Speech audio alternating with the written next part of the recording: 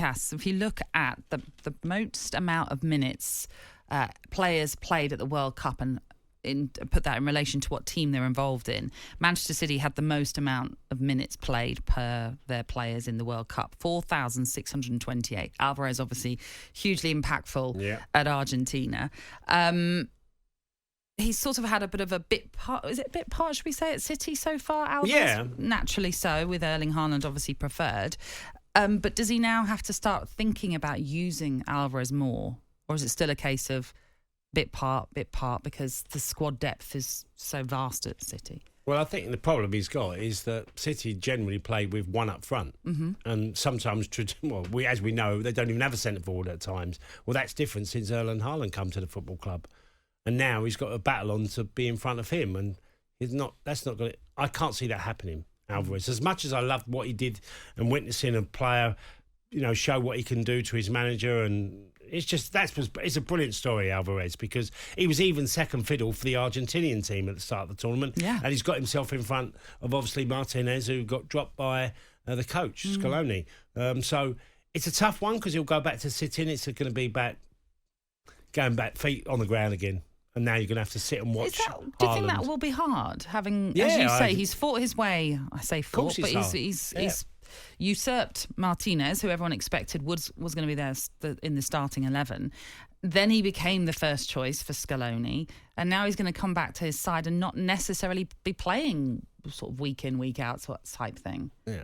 How hard is that to adjust to? Well, you know that when they sign Erling Haaland, that if he hits the ground running, which he clearly did, and we had this conversation while we was away, I said, isn't it amazing that before the World Cup started, I can remember having a chat with you on a weekend sports breakfast and saying, well, who would you rather have, Mbappe or Haaland? Now, it feels like the whole landscape's moved because Haaland hasn't played, so he's done nothing wrong, but he's gone down the pecking order because obviously Mbappe's got the World Cup, got a number of goals, top goal scorer in the World Cup, and yet Haaland's a terrific striker, a terrific player. I mean, he's got so much.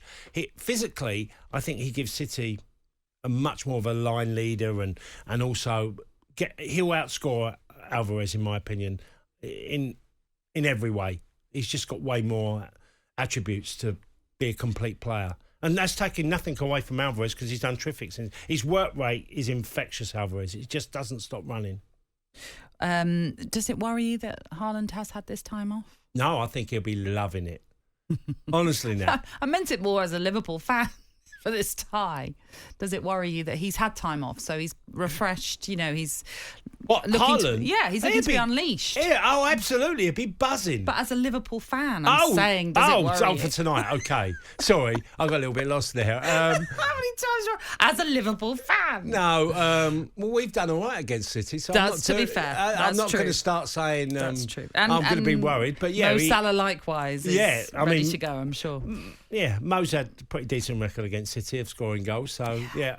It's a typical game of guessing these lineups. I know there's a number of issues around World Cup players like Edison, who's come back, who didn't play, but like Alvarez for City. You don't quite know what type of teams the two sides are going to set out. I think Haaland will be loving coming back because he will be absolutely wants to get going. Surely, he'll be wanting to prove. His start of the season was exceptional with goals after goals, and he'll want to get back straight on that horse and getting goals again. Indeed. It's going to be fascinating to see how this one pans out between City and Liverpool. One of them will definitely bow out, and the fact that you've got other top six sides already knocked out as well, I say the traditional top six sides, it really will open up the competition for those still left in. talkSPORT Breakfast, waking you up Monday to Friday morning from 6 a.m. on AM, on DAB, via the talkSPORT app and on your smart speaker. talkSPORT.